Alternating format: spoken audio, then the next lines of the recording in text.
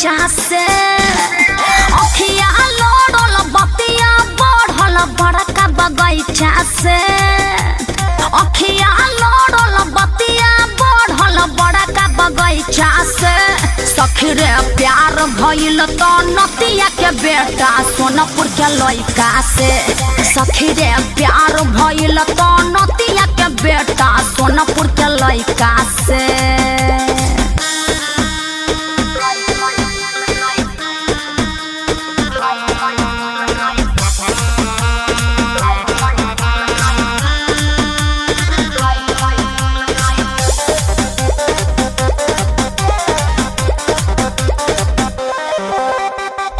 चोरी चोरी मिलत रही रोज रोज रात में एक दिन पकड़ाई रे गईनी दोनों जौनी साथ में। अरे बाप रे वो दिन तो हमरो याद बा।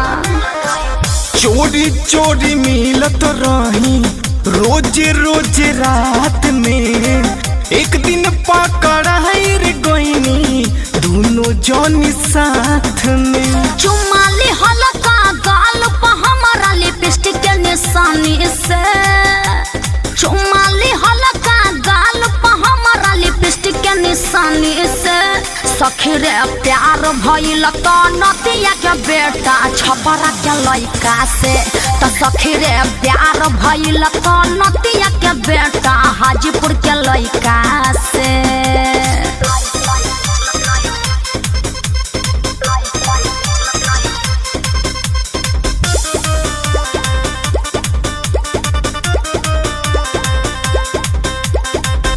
इक्स के खुमारी ऐसन चढ़ल बा कपार पर जोशो में होश गवाई देहनी ही बात पर। अरे तो सब करे के का जरूरत रहे।